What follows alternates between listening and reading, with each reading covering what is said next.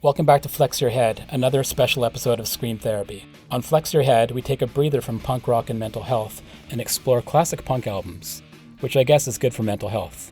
This episode, we're joined once again by Drue. You're back. I am back. This is a four-peat now, I think.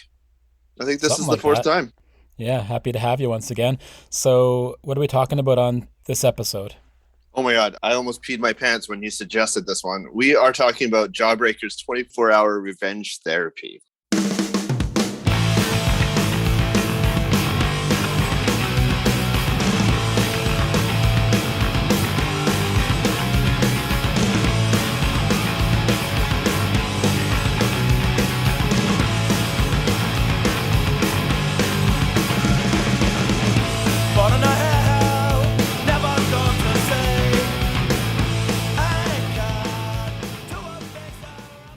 All right, so Jawbreaker's 24-Hour Revenge Therapy came out in February of 94, and it's the band's third album. The band, of course, being Blake Schwarzenbach on vocals and guitar, bassist Chris Bauermeister, and drummer Adam Fahler. These guys formed in 86 when they were students in New York, and they later relocated to Los Angeles, where they released their debut album, and they went to San Francisco to release their second album, and that's when this amazing album all kind of came to be.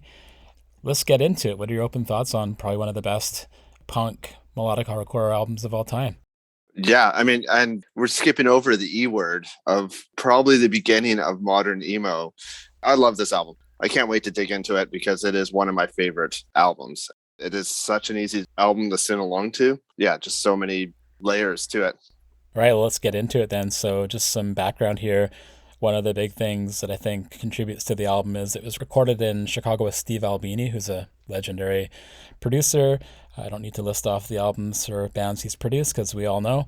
And then the band had come off of a tour before they recorded this, and on the tour, Blake, the singer and guitarist, actually had to have a surgery to remove some polyps on his throat, on his vocal cords. When he came back from Bivouac, which is the album before this one we're talking about, his voice had changed. I don't see it as much as other folks maybe see it. There was some talk about it being like 2 octaves higher or whatever. I don't really see that, but there was a shift in the sound. There was also a shift in the sound with 24-Hour Revenge Therapy, where I think things got a bit more melodic, but also dark at the same time. Yeah. Bivouac was more of like a, heavy kind of, there was definitely like a consistency to it.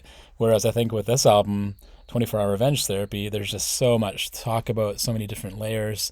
You've got everything from completely destroyed relationships, songs about parties with friends, Yeah. Songs about having his vocal cords, the surgery he had, and the thoughts he was having as he was losing consciousness. So lyrically, there's a lot going on, but also musically, there's also a lot going on. So let's dig into that a little bit. Yeah, he had Blake. He was working as a librarian, and he'd lifted some tapes of Kerouac, basically audiobooks from the library, and he was listening to Kerouac a lot just before this album. You can see it in his cadence. His cadence totally changes the way he sings in this album. That's probably one of the biggest things. You can kind of see it in Bivouac on something like Chesterfield Kin. Yeah, definitely telling a story. But this one, he goes straight into that storytelling. Yeah, and he definitely developed as a writer as well, because I'm thinking of their later stuff and how many different turns of phrase, even with the Jets to Brazil stuff, which came after Jawbreaker. We're getting way ahead of ourselves here, but that's okay. Totally. His turns of phrase and the way he writes his songs definitely progressed. And this was, to me, kind of just that cusp of him getting to that point where he was just this person that really changed the way that melodic punk and hardcore music was written and was constructed. 100%.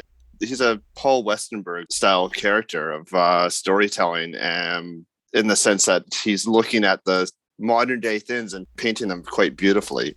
It's interesting that you say Westerberg, because I've got a quote here from Andy Greenwald, who is a music journalist, who said that the album is the best example of Schwarzenbach's innate ability to marry the boozy, bluesy regretfulness of the Replacements with the loose, seat-of-the-pants attitude of the Gilman Street punk. So, how killer is the kickoff song of Boat on a Hill? Yeah. So sad.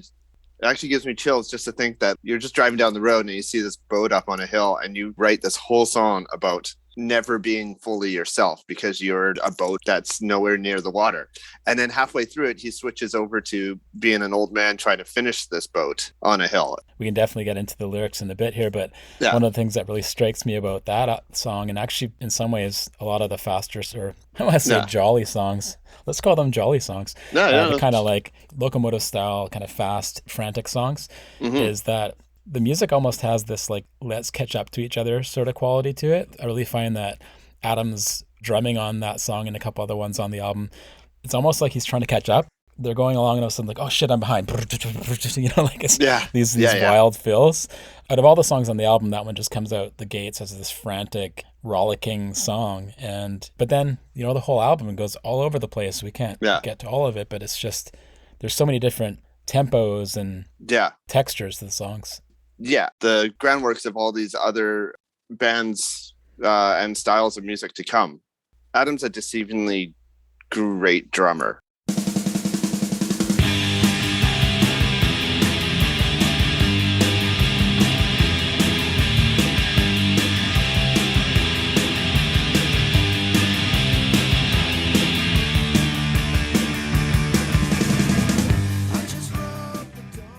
He seems really simple. He's straightforward, but he's often switching times, and he'll jump up into double time for a chorus. He's just an incredibly solid drummer. I would say Chris and Adam are probably the strongest musicians, especially on this album. Blake's genius is in his lyrics. The bass playing on this album as well. God, Chris is ridiculous. Every band that has a bass that's almost like a lead instrument, No Means No, Shotmaker, even Sparkmarker to some degree, that really heavy Jesus Lizard. The way that Adam and Chris play off of each other and lock into those breakdowns and stuff, whereas Blake he's doing what he does the best with the melodic side and with the lyrical side, but he's really allowed to have that space because the rhythm section is just so tight. Yeah, absolutely. I think it's funny that Indictment, which is the second song, and then Boxcar, which is probably their most famous song, are back-to-back, song 2 and 3.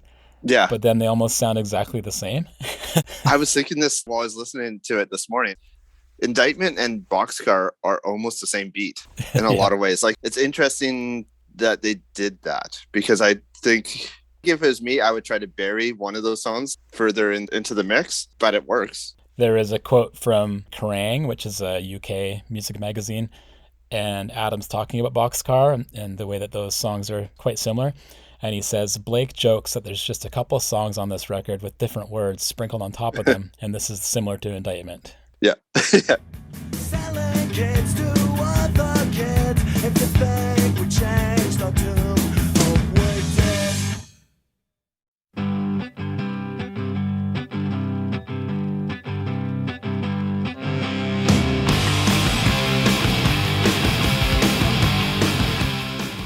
And this is getting a little bit ahead on the track listing, but for West Bay Invitational, I remember going to a party after a show that we played in the Mission District in Oakland. I could not get that song out of my head. Just hanging out, we're having a party, and then like walking around this party just with Jawbreaker in my head. And then I actually met Adam at that party. So oh, nice. It'd be cool if you were just singing in the actual song. That would have been pretty rad. Yeah. I was in a hallway checking out gig posters of this house. It might have been either like there was a Jawbreaker poster next to an Unwound poster, or that they had played together.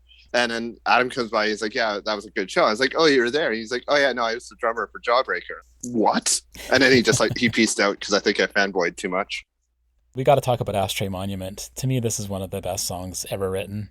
Every time I hear it, I've heard it thousands upon thousands of times. I always get shivers. Sometimes I start crying. It's just the best. Yeah. It goes really dark. It's really kind of jumpy and fun-ish, and then all of a sudden it goes into this like breakdown with these bass chords and just haunting, like just like, uh-oh, where are we going with this? Now the bills are scattered in the yard.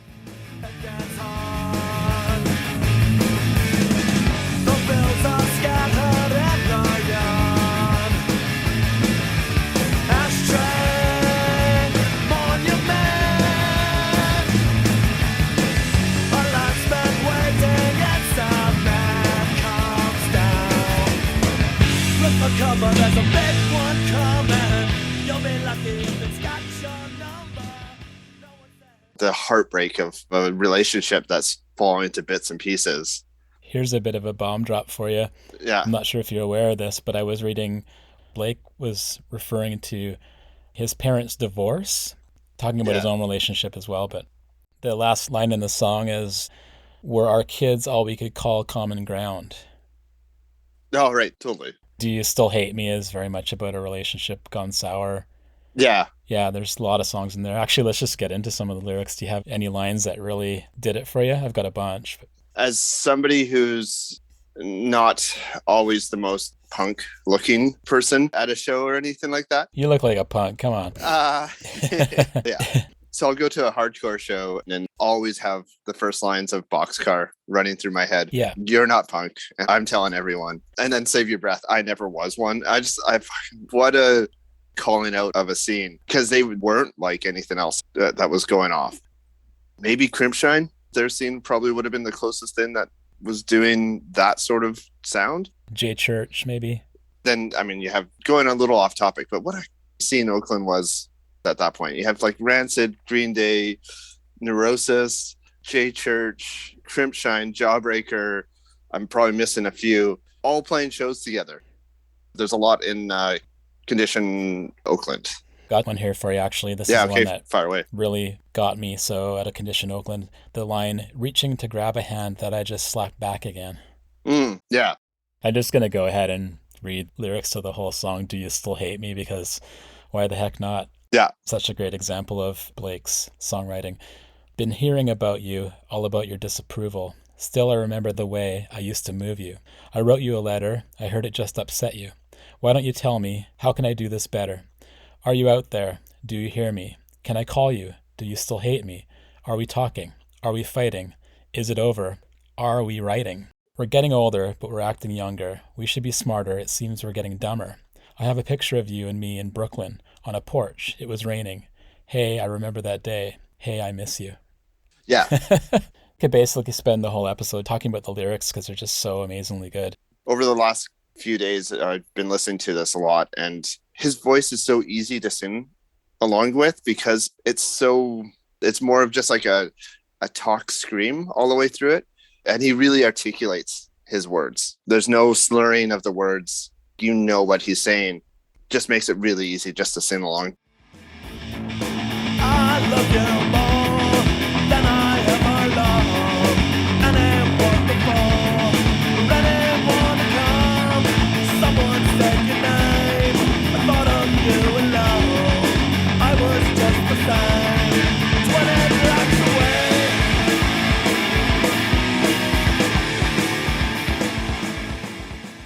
Before we move on, I'm going to do one more here from the West Bay Invitational song, just because we have to.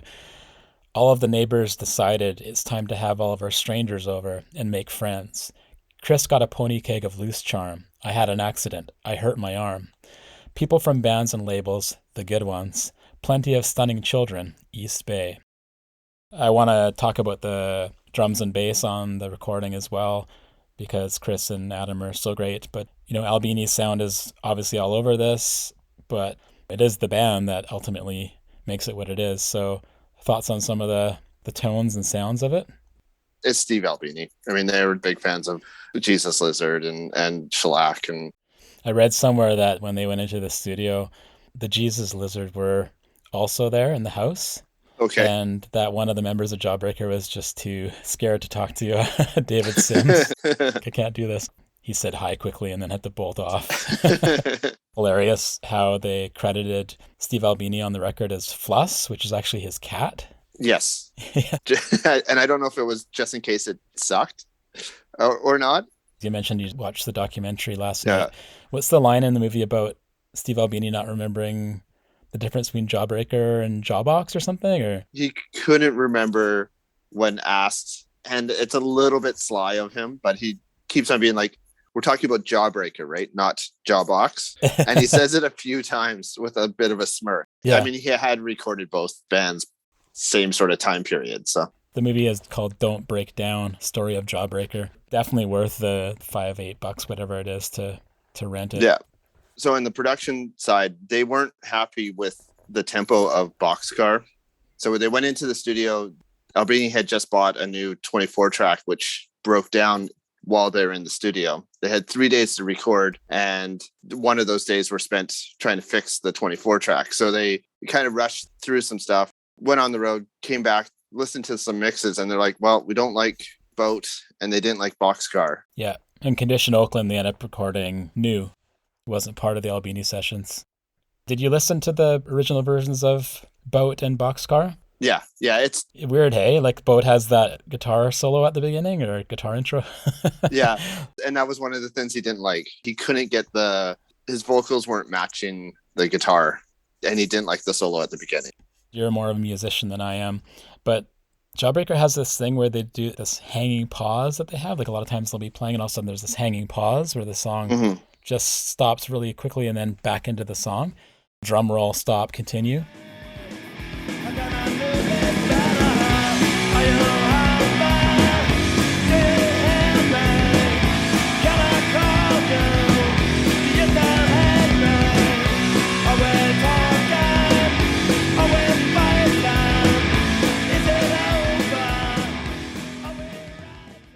You would inject that instead of a bridge. Instead of writing another riff, you kind of pause that. It also gives you just that moment of breath. It's something that I use a lot in my guitar writing. You say I'm more of a musician, but I write by ear. So I don't always think of writing a bridge, but I'll have a pause, just a beat pause in there. And it's a way to create a little anxiety and get you into the next section of the song. Yeah, and it's funny because I mentioned earlier about how they have this thing where it almost sounds like they're catching up to themselves. So they pause and then they start to roll again, way ahead of themselves, pause again. When I'm listening to the album, I'm always like waiting for it and then down back into it. It's awesome. They often would say that they sound like three people playing a different song. They were so worried about leaving gaps and making the song weak that each three of them would play way over their head. And this is actually the album where they pull that back just a little bit. They leave some breathing space in between the instruments instead of like Adam doing like big 80s drum fills and like rototom fills. He does do it on this album, but he might just do like a snare fill instead of really going over the top. And same with Chris. Chris doesn't do his big sweeping bass lines as much. Yeah, listen to Unfun, which is their first album, and it's all about just three people just frantically trying to play the same song, and it's amazing. 100%. I love that album as well, but it's got this super urgency. Yeah. It's actually quite anxiety inducing, that album, but in a good way, I guess. I have the cassette of this album. It's actually a purple cassette, which is rad. Oh, cool. And inside the liner notes, they're credited as Blake, breaks strings and sings, Chris, Antigua bass, blue van, red meat, and Adam, miscellaneous. Awesome. Just so cryptic. I would always laugh because they had all these words that I never thought could be used the way they were. Like they used to say monumental all the time. That's in one of the songs too.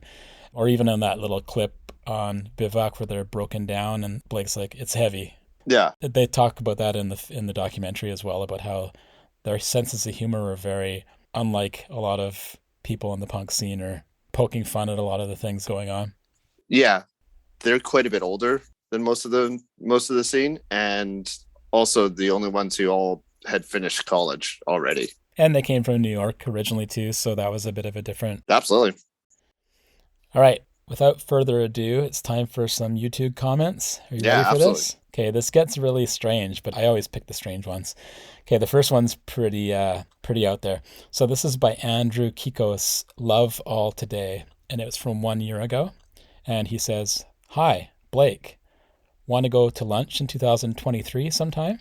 I'm not anchored by child support problems. Haha, thanks." What? Yeah. The child support problems is the real red alarm here.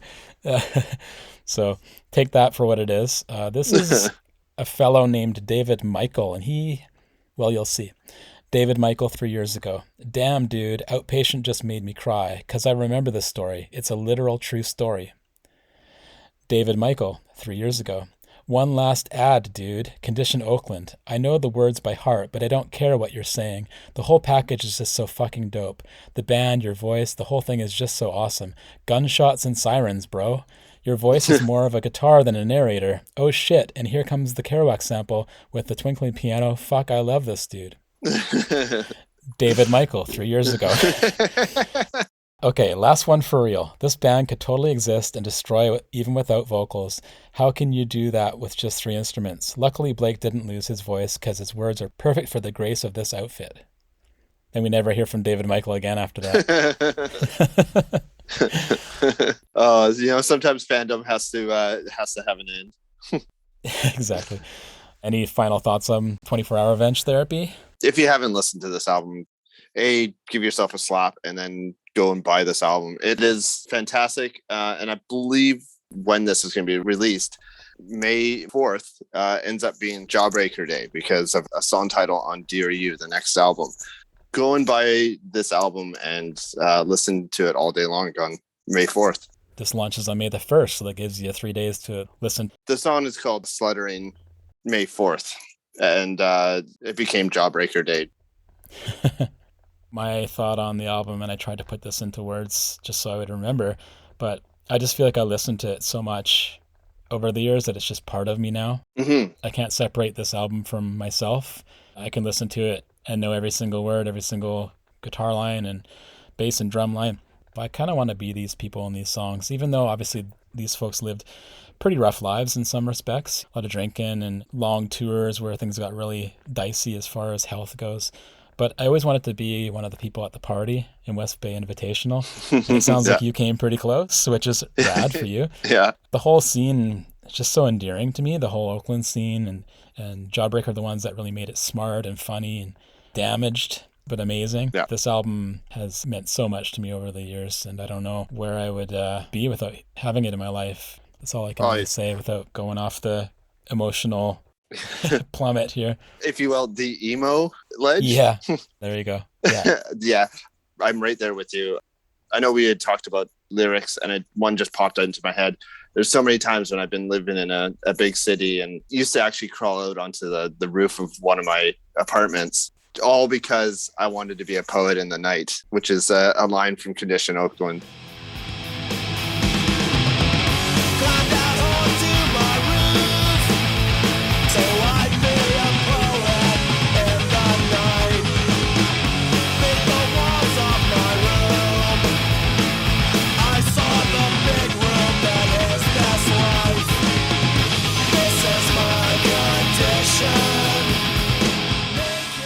His lyrics have just meant so much to me as a songwriter, a lyricist.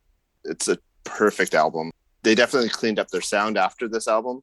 And I was happy with that too, but this to me is the quintessential Jawbreaker. Absolutely. What they did after on Dear You is a different phase of the band, and we don't need to get into that. It's definitely a more polished phase, and I love it. But this album is definitely the pinnacle of their sound, and I saw them live at Fest a couple years ago, and to hear the songs off this album live, it was just otherworldly. I just could not believe how cool it was to see them play Ashtray Monument and Condition Oakland and Boat on the Hill and all these. Oh, wow. I am yet to see them. Unfortunately, they played in Seattle the day that my band Bon Nuit was in the studio, so I couldn't go to Seattle to see it, although I almost canceled the recording just so I could go to see them. I am well prepped to cry a lot when I do get to see them, because even just thinking of the idea of getting to see them, my eyes are welling up. So yeah, at Fest, when I saw them, there was a group of people around me. None of us knew each other. And when they started playing, there was like 8 of us that all just hugged and started crying. And it was just like, we're all in the same place of loving this band so much. Yeah. I can't wait to see them again. But at the same time, I can't wait to listen to this record again. Maybe listen to it later this afternoon. After we get off here, I'm going to throw it back onto the stereo because it needs to just be in my ears all the time. Well, thanks again for talking to me about Jawbreaker's 24-Hour Revenge Therapy, Drew. That was a fun time. It went by in a flash. Yeah. Fun talking to you about it. And I just wanted to remind people to check out Scream Therapy, the podcast, which is about punk rock and mental health, which is the main podcast, as well as other episodes of this Flex Your Head podcast. We've talked about Unwound, and we've talked about No Means No, and Propagandy, and a lot of other really amazing bands. We did Bikini Kill a couple episodes ago. That was awesome as well. So yeah, screamtherapyhq.com. That's where you can find all the podcast episodes of the main podcast and this one. Check it out. And once again, so much fun having you here, Drue. And I thank you for your time, of course. And you can give the spiel about how there's no one else you'd rather be. Of course, there's nowhere else I'd rather be than chatting Jawbreaker with my good bud, Jason. So I'm stoked.